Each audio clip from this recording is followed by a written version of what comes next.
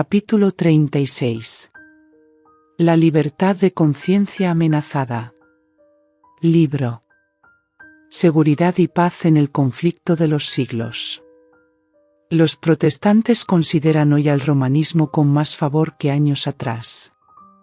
En los países donde no predomina y donde los partidarios del Papa siguen una política de conciliación para ganar influjo, se nota una indiferencia creciente respecto a las doctrinas que separan a las iglesias reformadas de la jerarquía papal. Entre los protestantes está ganando terreno la opinión de que, al fin y al cabo, en los puntos vitales las divergencias no son tan grandes como se suponía, y que unas pequeñas concesiones de su parte los pondrían en mejor inteligencia con Roma. Tiempo hubo en que los protestantes estimaban altamente la libertad de conciencia adquirida a costa de tantos sacrificios. Enseñaban a sus hijos a tener en aborrecimiento al papado y sostenían que tratar de congeniar con Roma equivaldría a traicionar la causa de Dios. Pero, ¿cuán diferentes son los sentimientos expresados hoy? Los defensores del papado declaran que la Iglesia ha sido calumniada, y el mundo protestante se inclina a creerlo. Muchos sostienen que es injusto juzgar a la Iglesia de nuestros días por las abominaciones y los absurdos que la caracterizaron cuando dominaba en los siglos de ignorancia y de tinieblas. Tratan de excusar sus horribles crueldades como si fueran resultado de la barbarie de la época, y arguyen que las influencias de la civilización moderna han modificado los sentimientos de ella. ¿Habrán olvidado estas personas las pretensiones de infalibilidad sostenidas durante 800 años por tan altanero poder? Lejos de abandonar este aserto, lo ha afirmado en el siglo XIX de un modo más positivo que nunca antes. Como Roma asegura que la Iglesia nunca erró, ni errará jamás, según las Escrituras. ¿Cómo podrá renunciar a los principios que amoldaron su conducta en las edades pasadas? La Iglesia papal no abandonará nunca su pretensión a la infalibilidad. Todo lo que ha hecho al perseguir a los que rechazaban sus dogmas lo da por santo y bueno, ¿y quién asegura que no volvería a las andadas siempre que se le presentase la oportunidad? Deróguense las medidas restrictivas impuestas en la actualidad por los gobiernos civiles y déjesele a Roma que recupere su antiguo poder y se verán resucitar en el acto su tiranía y sus persecuciones. Un conocido autor dice, acerca de la actitud de la jerarquía papal hacia la libertad de conciencia y acerca de los peligros especiales que corren los Estados Unidos si tiene éxito la política de dicha jerarquía. Son muchos los que atribuyen al fanatismo o a la puerilidad todo temor expresado acerca del catolicismo romano en los Estados Unidos. Los tales no ven en el carácter y actitud del romanismo nada que sea hostil a nuestras libres instituciones, y no ven tampoco nada inquietante en el incremento de aquel.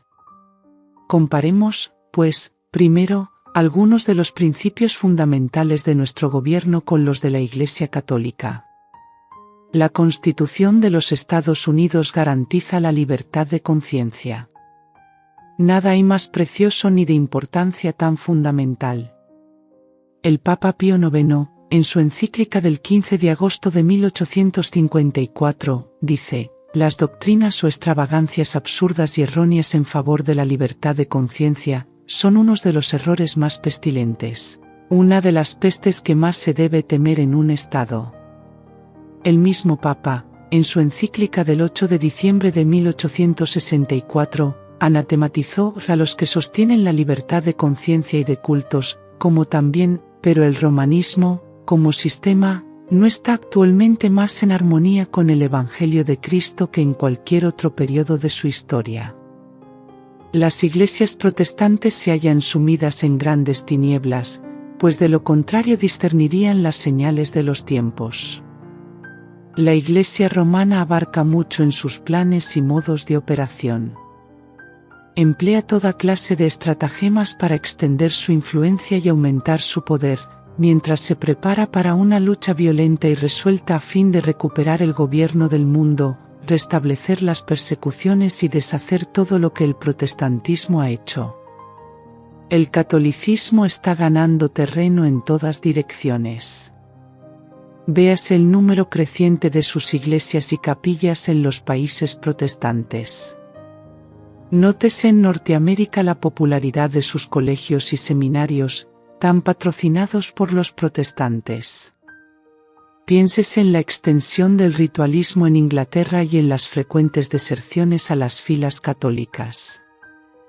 Estos hechos deberían inspirar ansiedad a todos los que aprecian los puros principios del Evangelio. Los protestantes se han entremetido con el papado y lo han patrocinado, han hecho transigencias y concesiones que sorprenden a los mismos papistas y les resultan incomprensibles. Los hombres cierran los ojos ante el verdadero carácter del romanismo, ante los peligros que hay que temer de su supremacía. Hay necesidad de despertar al pueblo para hacerle rechazar los avances de este enemigo peligrosísimo de la libertad civil y religiosa.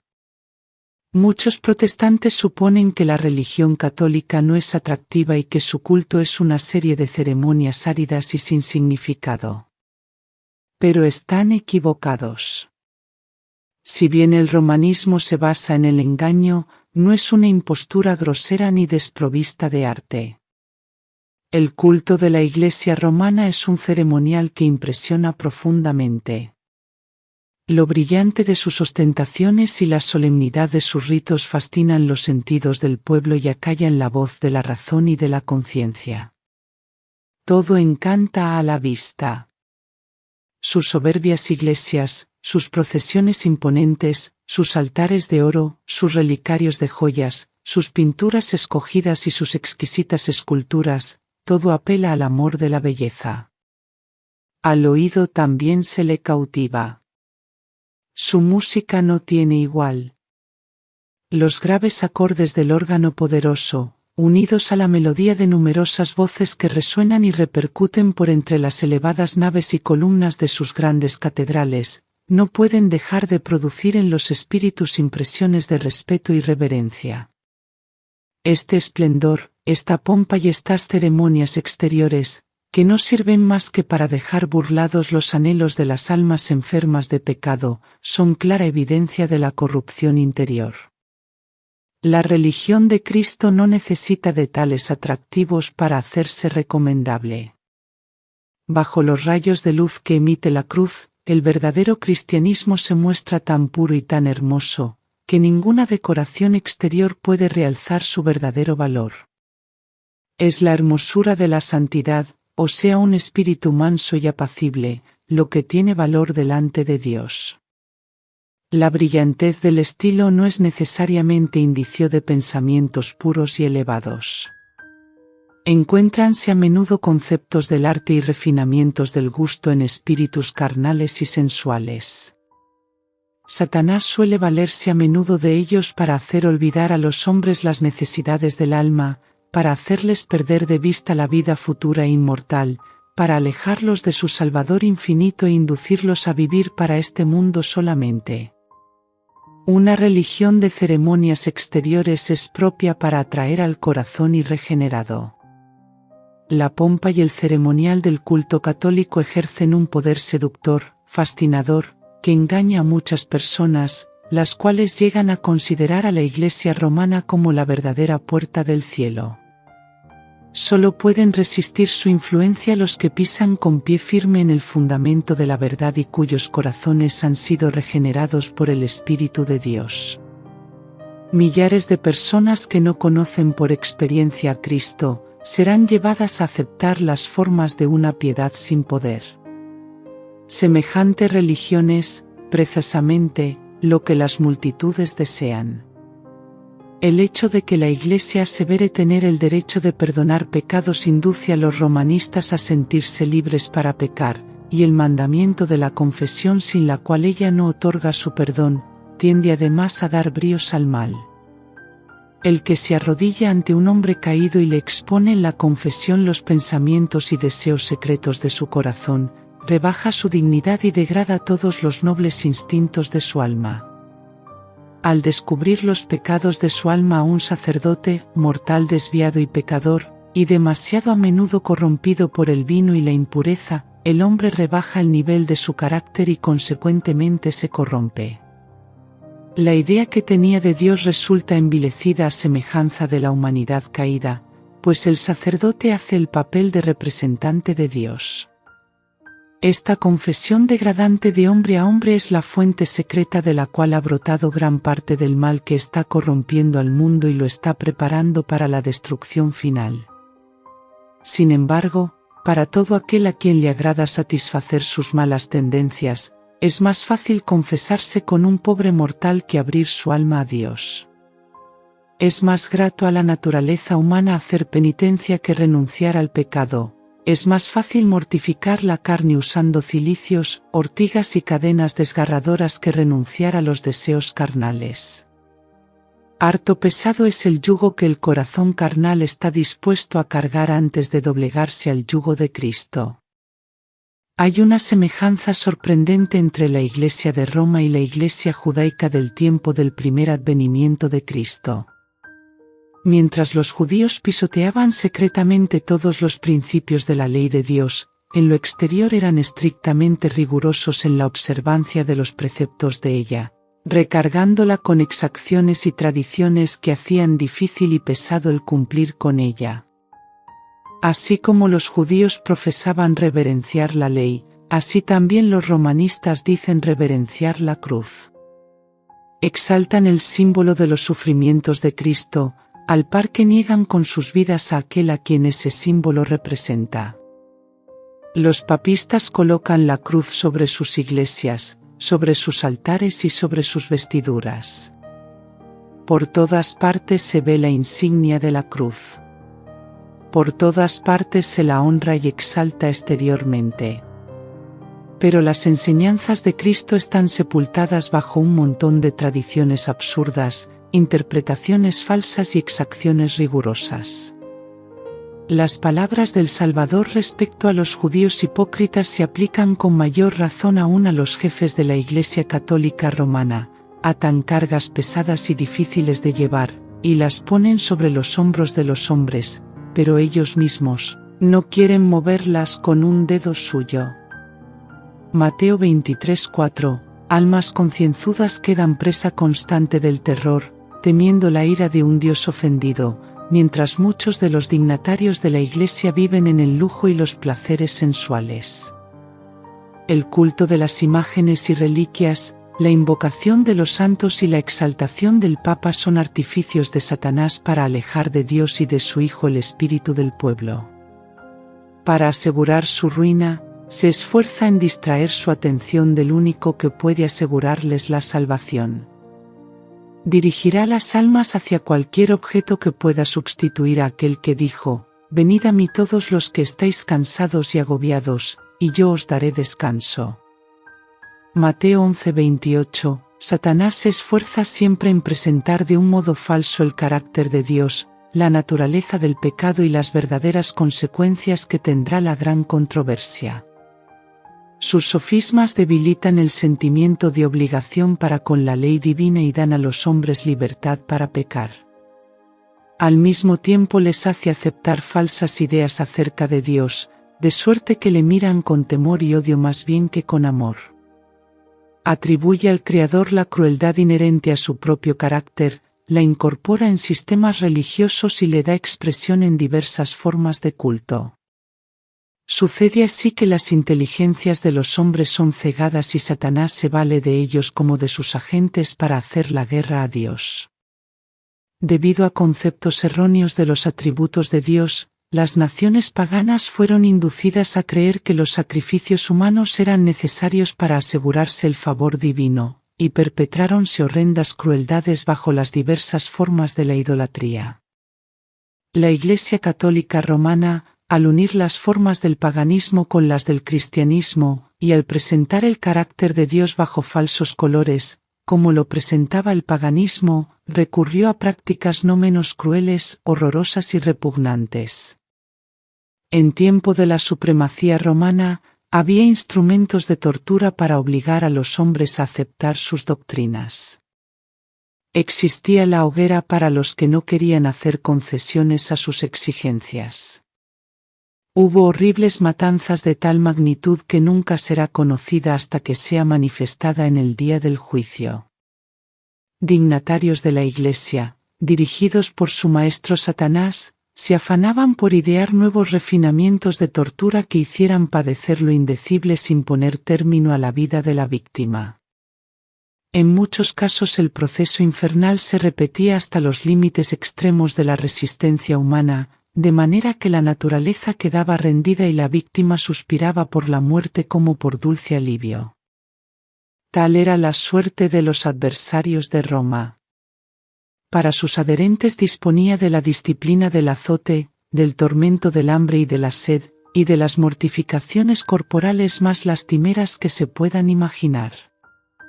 Para asegurarse el favor del cielo, los penitentes violaban las leyes de Dios al violar las leyes de la naturaleza. Se les enseñaba a disolver los lazos que Dios instituyó para bendecir y amenizar la estada del hombre en la tierra.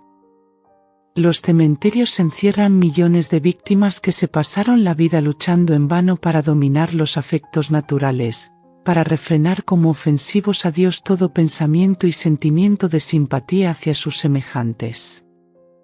Si deseamos comprender la resuelta crueldad de Satanás, manifestada en el curso de los siglos, no entre los que jamás oyeron hablar de Dios, sino en el corazón mismo de la cristiandad y por toda su extensión, no tenemos más que echar una mirada en la historia del romanismo. Por medio de ese gigantesco sistema de engaño, el príncipe del mal consigue su objeto de deshonrar a Dios y de hacer al hombre miserable. Y si consideramos lo bien que logra enmascararse y hacer su obra por medio de los jefes de la Iglesia, nos daremos mejor cuenta del motivo de su antipatía por la Biblia. Siempre que se ha leído este libro, la misericordia y el amor de Dios saltarán a la vista, y se echará de ver que Dios no impone a los hombres ninguna de aquellas pesadas cargas. Todo lo que Él pide es un corazón contrito y un espíritu humilde y obediente. Cristo no dio en su vida ningún ejemplo que autorice a los hombres y mujeres a encerrarse en monasterios so pretexto de prepararse para el cielo. Jamás enseñó que debían mutilarse los sentimientos de amor y simpatía. El corazón del Salvador rebosaba de amor. Cuanto más se acerca el hombre a la perfección moral, tanto más delicada es su sensibilidad, tanto más vivo su sentimiento del pecado y tanto más profunda su simpatía por los afligidos. El Papa dice ser el vicario de Cristo, pero ¿puede compararse su carácter con el de nuestro Salvador? ¿Se vio a Cristo condenar hombres a la cárcel o al tormento porque se negaran a rendirle homenaje como Rey del cielo? ¿Acaso se le oyó condenar a muerte a los que no le aceptaban?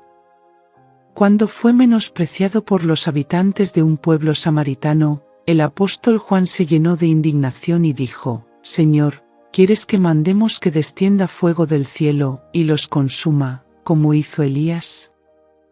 Jesús miró a su discípulo con compasión y le reprendió por su aspereza, diciendo: «El Hijo del Hombre no ha venido para perder las almas de los hombres, sino para salvarlas».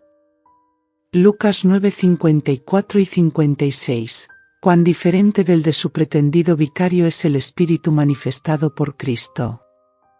La Iglesia Católica le pone actualmente al mundo una cara apacible, y presenta disculpas por sus horribles crueldades.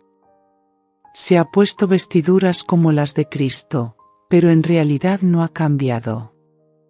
Todos los principios formulados por el papismo en edades pasadas subsisten en nuestros días.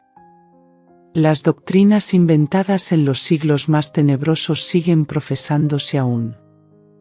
Nadie se engañe. El papado que los protestantes están ahora tan dispuestos a honrar, es el mismo que gobernaba al mundo en tiempos de la Reforma, cuando se levantaron hombres de Dios con peligro de sus vidas para denunciar la iniquidad de él. El romanismo sostiene las mismas orgullosas pretensiones con que supo dominar sobre reyes y príncipes y arrogarse las prerrogativas de Dios. Su espíritu no es hoy menos cruel ni despótico que cuando destruía la libertad humana y mataba a los santos del Altísimo. El papado es precisamente lo que la profecía declaró que sería: la apostasía de los postreros días. Segunda de Tesalonicenses 2, 3 y 4. forma parte de su política asumir el carácter que le permita realizar mejor sus fines, pero bajo la apariencia variable del camaleón oculta el mismo veneno de la serpiente.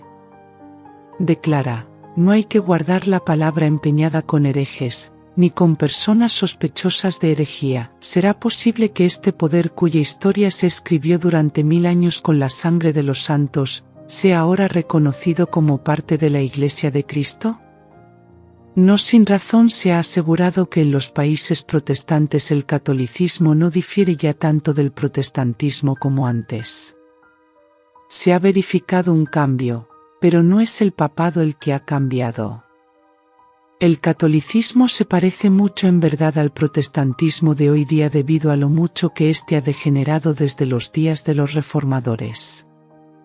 Mientras las iglesias protestantes han estado buscando el favor del mundo, una falsa caridad las ha cegado. Se figuran que es justo pensar bien de todo mal, y el resultado inevitable será que al fin pensarán mal de todo bien. En lugar de salir en defensa de la fe que fue dada antiguamente a los santos, no parecen sino disculparse ante Roma por haberla juzgado con tan poca caridad y pedirle perdón por la estrechez de miras que manifestaron. Muchos, aun entre los que no favorecen al romanismo, se dan poca cuenta del peligro con que les amenaza el poder y la influencia de Roma. Insisten en que las tinieblas intelectuales y morales que prevalecían en la Edad Media favorecían la propagación de sus dogmas y supersticiones junto con la opresión, y que el mayor caudal de inteligencia de los tiempos modernos, la difusión general de conocimientos y la libertad siempre mayor en materia de religión, impiden el reavivamiento de la intolerancia y de la tiranía. Se ridiculiza la misma idea de que pudiera volver un estado de cosas semejante en nuestros tiempos de luces. Es verdad que sobre esta generación brilla mucha luz intelectual, moral y religiosa. De las páginas abiertas de la santa palabra de Dios, ha brotado luz del cielo sobre la tierra. Pero no hay que olvidar que cuanto mayor sea la luz concedida, tanto más densas también son las tinieblas de aquellos que la pervierten o la rechazan. Un estudio de la Biblia hecho con oración mostraría a los protestantes el verdadero carácter del papado y se lo haría aborrecer y rehuir. Pero muchos son tan sabios en su propia opinión que no sienten ninguna necesidad de buscar humildemente a Dios para ser conducidos a la verdad. Aunque se enorgullecen de su ilustración, desconocen tanto las sagradas escrituras como el poder de Dios. Necesitan algo para calmar sus conciencias, y buscan lo que es menos espiritual y humillante. Lo que desean es un modo de olvidar a Dios, pero que parezca recordarlo. El papado responde perfectamente a las necesidades de todas esas personas. Es adecuado a dos clases de seres humanos que abarcan casi a todo el mundo, los que quisieran salvarse por sus méritos, y los que quisieran salvarse en sus pecados. Tal es el secreto de su poder. Ha quedado probado cuánto favorecieron el éxito del papado los periodos de tinieblas intelectuales. También quedará demostrado que una época de grandes luces intelectuales es igualmente favorable a su triunfo. En otro tiempo, cuando los hombres no poseían la palabra de Dios ni conocían la verdad, sus ojos estaban vendados y miles cayeron en la red que no veían tendida ante sus pies. En esta generación, son muchos aquellos cuyos ojos están ofuscados por el brillo de las especulaciones humanas, o sea por la falsamente llamada ciencia. No alcanzan a ver la red y caen en ella tan fácilmente como si tuviesen los ojos vendados. Dios dispuso que las facultades intelectuales del hombre fuesen consideradas como don de su Creador y que fuesen empleadas en provecho de la verdad y de la justicia. Pero cuando se fomenta el orgullo y la ambición y los hombres exaltan sus propias teorías por encima de la palabra de Dios, entonces la inteligencia puede causar mayor perjuicio que la ignorancia. Por esto, la falsa ciencia de nuestros días, que mina la fe en la Biblia, preparará tan seguramente el camino para el triunfo del papado con su formalismo agradable, como el obscurantismo lo preparó para su engrandecimiento en la Edad Media. En los movimientos que se realizan actualmente en los Estados Unidos de Norteamérica para asegurar el apoyo del Estado a las instituciones y prácticas de la Iglesia, los protestantes están siguiendo las huellas de los papistas. Más aún, están abriendo la puerta para que el papado recobre en la América protestante la supremacía que perdió en el Viejo Mundo. Y lo que da más significado a esta tendencia es la circunstancia de que el objeto principal que se tiene en vista es imponer la observancia del domingo, institución que vio la luz en Roma y que el papado proclama como signo de su autoridad. Es el espíritu del papado, es decir, el espíritu de conformidad con las costumbres mundanas, la mayor veneración por las tradiciones humanas que por los mandamientos de Dios, el que está penetrando en las iglesias protestantes e induciéndolas a hacer la misma obra de exaltación del domingo que el papado hizo antes que ellas. Si el lector quiere saber cuáles son los medios que se emplearán en la contienda por venir, no tiene más que leer la descripción de los que Roma empleó con el mismo fin en siglos pasados. Si desea saber cómo los papistas unidos a los protestantes procederán con los que rechacen sus dogmas, considere el espíritu que Roma manifestó contra el sábado y sus defensores. Edictos reales, concilios generales y ordenanzas de la Iglesia sostenidos por el poder civil fueron los peldaños por medio de los cuales el día de fiesta pagano alcanzó su puesto de honor en el mundo cristiano. La primera medida pública que impuso la observancia del domingo fue la ley promulgada por Constantino. Año 321 después de Cristo, dicho edicto requería que los habitantes de las ciudades descansaran en el venerable día del sol, pero permitía a los del campo que prosiguiesen sus faenas agrícolas. A pesar de ser en realidad ley pagana, fue impuesta por el emperador después que hubo aceptado nominalmente el cristianismo. Como el mandato real no parecía sustituir de un modo suficiente la autoridad divina, Eusebio, obispo que buscó el favor de los príncipes y amigo íntimo y adulador especial de Constantino, aseveró que Cristo había transferido el día de reposo del sábado al domingo. No se pudo aducir una sola prueba de las Santas Escrituras en favor de la nueva doctrina. Eusebio mismo reconoce involuntariamente la falsedad de ella y señala a los verdaderos autores del cambio. Nosotros hemos transferido al domingo, día del Señor, dice, todas las cosas que debían hacerse en el sábado. Pero por infundado que fuese el argumento en favor del domingo, sirvió para envalentonar a los hombres y animarlos a pisotear el sábado del Señor. Todos los que deseaban ser honrados por el mundo aceptaron el día festivo popular. Con el afianzamiento del papado fue enalteciéndose más y más la institución del domingo. Por algún tiempo el pueblo siguió ocupándose en los trabajos agrícolas fuera de las horas de culto, y el séptimo día, o sábado, siguió siendo considerado como el día de reposo. Pero lenta y seguramente fue efectuándose el cambio. Se prohibió a los magistrados que fallaran en lo civil los domingos. Poco después se dispuso que todos sin distinción de clase social se abstuviesen del trabajo ordinario, so pena de multa para los señores y de azotes para los siervos. Más tarde se decretó que los ricos serían castigados con la pérdida de la mitad de sus bienes y que finalmente, si se obstinaban en desobedecer, se les hiciese esclavos. Los de las clases inferiores debían sufrir destierro perpetuo.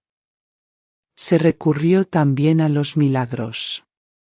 Entre otros casos maravillosos, se refería que un campesino que iba a labrar su campo en día domingo limpió su arado con un hierro que le penetró en la mano, y por 2 años enteros no lo pudo sacar, sufriendo con ello mucho dolor y vergüenza.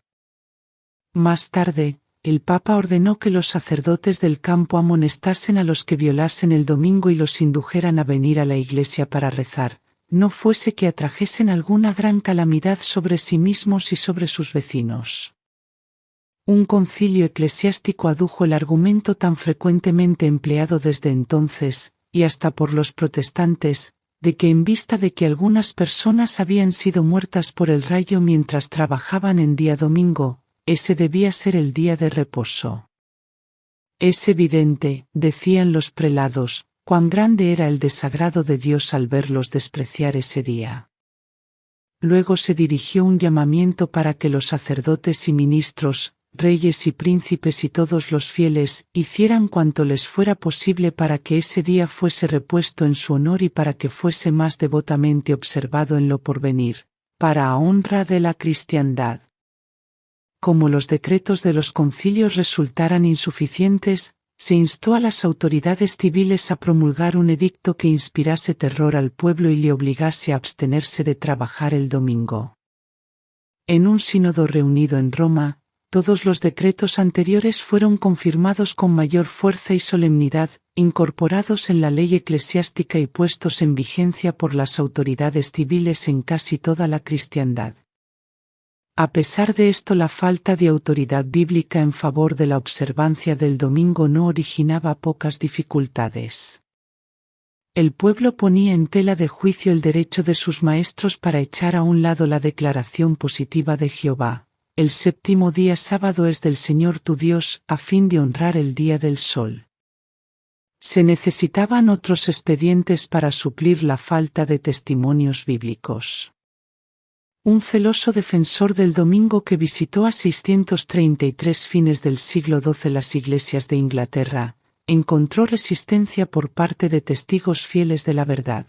Sus esfuerzos resultaron tan inútiles que abandonó el país por algún tiempo en busca de medios que le permitiesen apoyar sus enseñanzas. Cuando regresó, la falta había sido suplida y entonces tuvo mayor éxito. Había traído consigo un rollo que presentaba como del mismo Dios, y que contenía el mandamiento que se necesitaba para la observancia del domingo, con terribles amenazas para aterrar a los desobedientes. Se afirmaba que ese precioso documento, fraude tan vil como la institución misma que pretendía afianzar, había caído del cielo y había sido encontrado en Jerusalén sobre el altar de San Simeón, en el Gólgota. Pero en realidad, de donde procedía era del Palacio Pontifical de Roma. La jerarquía papal consideró siempre como legítimos los fraudes y las adulteraciones que favoreciesen el poder y la prosperidad de la Iglesia. El rollo prohibía trabajar desde la hora 9, 3 de la tarde, del sábado hasta la salida del sol el lunes, y su autoridad se declaraba confirmada por muchos milagros. Se decía que personas que habían trabajado más allá de la hora señalada habían sufrido ataques de parálisis. Un molinero que intentó moler su trigo vio salir en vez de harina un chorro de sangre y la rueda del molino se paró a pesar del buen caudal de agua. Una mujer que había puesto masa en el horno la encontró cruda al sacarla, no obstante haber estado el horno muy caliente. Otra que había preparado su masa para cocer el pan a la hora 9, pero resolvió ponerla a un lado hasta el lunes, la encontró convertida en panés y cocida por el poder divino. Un hombre que coció pan después de la 9 hora del sábado, encontró, al partirlo por la mañana siguiente, que salía sangre de él. Mediante tales invenciones absurdas y supersticiosas fue como los abogados del domingo trataron de hacerlo sagrado. Tanto en Escocia como en Inglaterra se logró hacer respetar mejor el domingo mezclándolo en parte con el sábado antiguo. Pero variaba el tiempo que se debía guardar como sagrado. Un edicto del rey de Escocia declaraba que se debía considerar como santo el sábado a partir del mediodía, y que desde ese momento hasta el lunes nadie debía ocuparse en trabajos mundanos. Pero a pesar de todos los esfuerzos hechos para establecer la santidad del domingo, los mismos papistas confesaban públicamente la autoridad divina del sábado y el origen humano de la institución que lo había suplantado.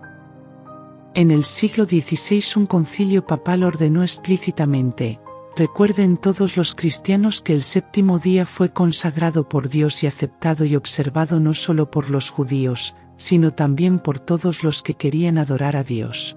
No obstante, nosotros los cristianos hemos cambiado el sábado de ellos en el día del Señor, domingo. Los que estaban pisoteando la ley divina no ignoraban el carácter de la obra que estaban realizando. Se estaban colocando deliberadamente por encima de Dios. Un ejemplo sorprendente de la política de Roma contra los que no concuerdan con ella se encuentra en la larga y sangrienta persecución de los valdenses, algunos de los cuales observaban el sábado. Otros sufrieron de modo parecido por su fidelidad al cuarto mandamiento. La historia de las iglesias de Etiopía, o Abisinia, es especialmente significativa. En medio de las tinieblas de la Edad Media, se perdió de vista a los cristianos del África Central, quienes, olvidados del mundo, gozaron de plena libertad en el ejercicio de su fe. Pero al fin Roma descubrió su existencia y el emperador de Abisinia fue pronto inducido a reconocer al Papa como vicario de Cristo. Esto fue principio de otras concesiones. Se proclamó un edicto que prohibía la observancia del sábado, bajo las penas más severas. Pero la tiranía papal se convirtió luego en yugo tan amargo que los abisinios resolvieron sacudirlo. Después de una lucha terrible, los romanistas fueron expulsados de Abisinia y la antigua fe fue restablecida. Las iglesias se regocijaron en su libertad y no olvidaron jamás la lección que habían aprendido respecto al engaño, al fanatismo y al poder despótico de Roma. En medio de su reino aislado se sintieron felices de permanecer desconocidos para el resto de la cristiandad. Las iglesias de África observaban el sábado como lo había observado la iglesia papal antes de su completa apostasía. Al mismo tiempo que guardaban el séptimo día en obediencia al mandamiento de Dios, se abstenían de trabajar el domingo conforme a la costumbre de la iglesia. Al lograr el poder supremo, Roma había pisoteado el día de reposo de Dios para enaltecer el suyo propio, pero las iglesias de África, desconocidas por cerca de 1000 años, no participaron de esta apostasía. Cuando cayeron bajo el cetro de Roma, fueron forzadas a dejar a un lado el verdadero día de reposo y a exaltar el falso, pero apenas recobraron su independencia volvieron a obedecer el cuarto mandamiento. Estos recuerdos de lo pasado ponen claramente de manifiesto la enemistad de Roma contra el verdadero día de reposo y sus defensores, y los medios que emplea para honrar la institución creada por ella.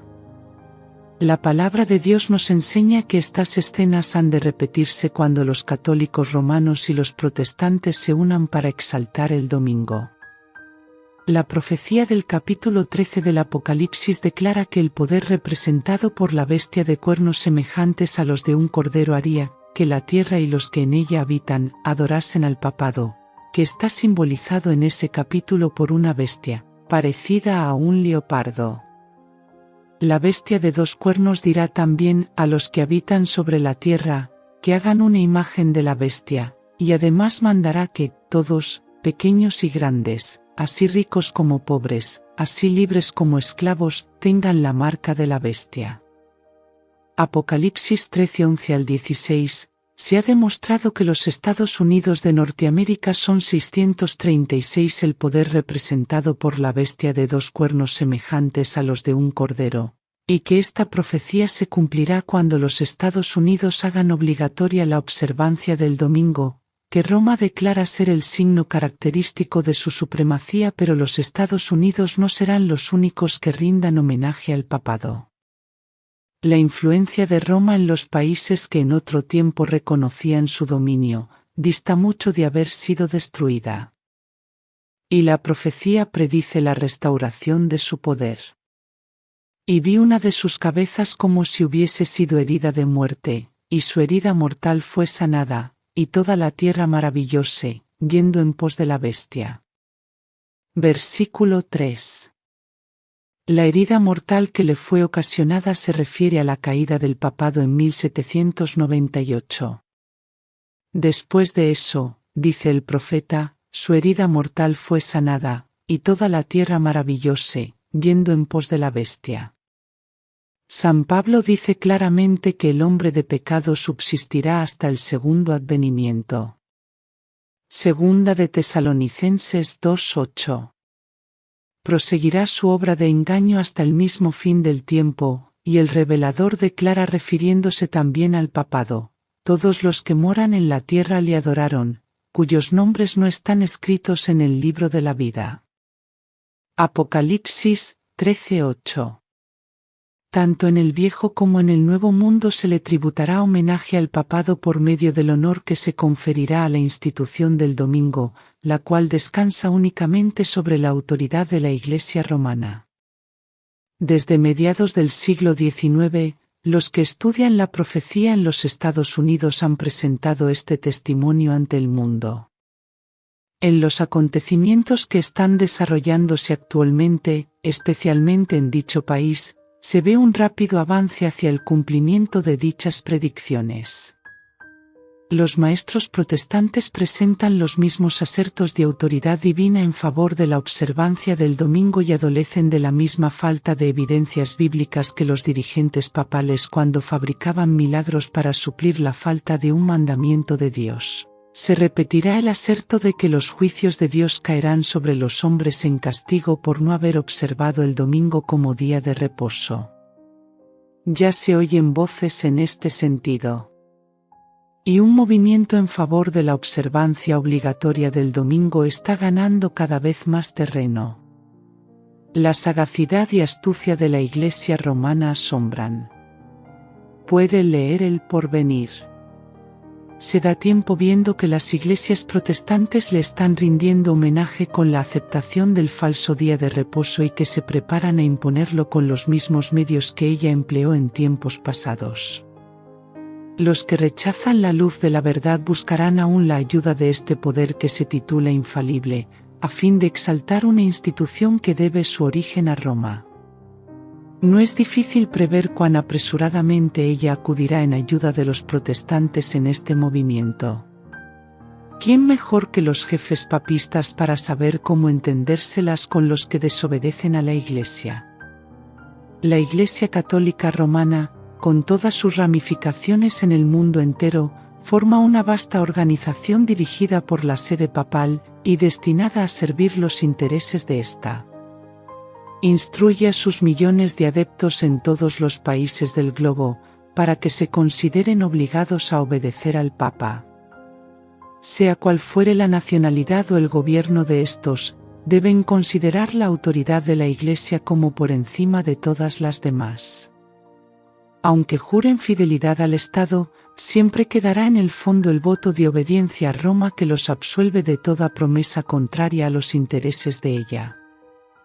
La historia prueba lo astuta y persistente que es en sus esfuerzos por inmiscuirse en los asuntos de las naciones, y para favorecer sus propios fines, aun a costa de la ruina de príncipes y pueblos, una vez que logró entrar.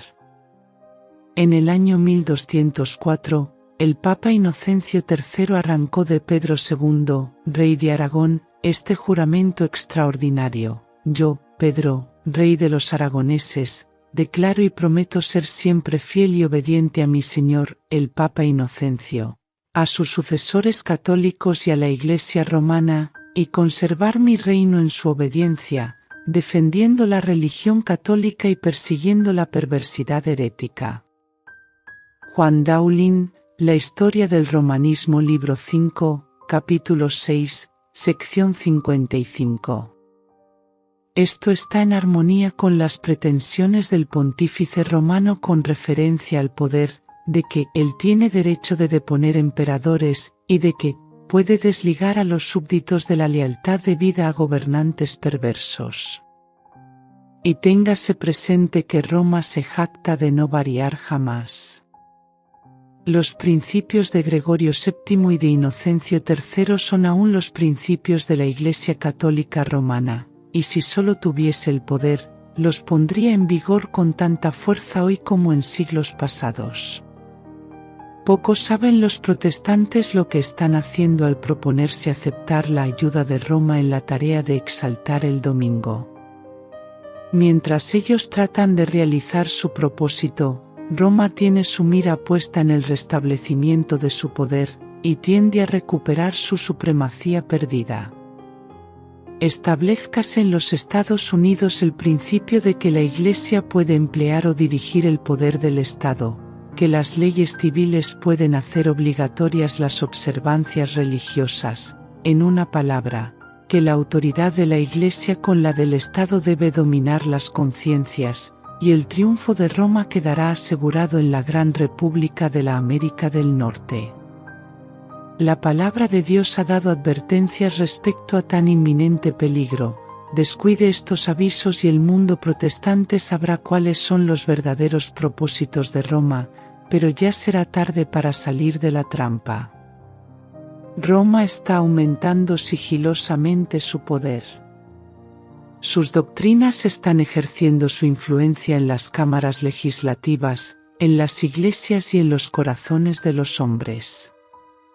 Ya está levantando sus soberbios e imponentes edificios en cuyos secretos recintos reanudará sus antiguas persecuciones.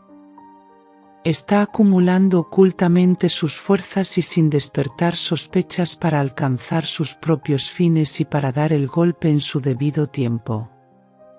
Todo lo que Roma desea es asegurarse alguna ventaja, y ésta ya le ha sido concedida. Pronto veremos y palparemos los propósitos del romanismo. Cualquiera que crea o obedezca a la palabra de Dios incurrirá en oprobio y persecución.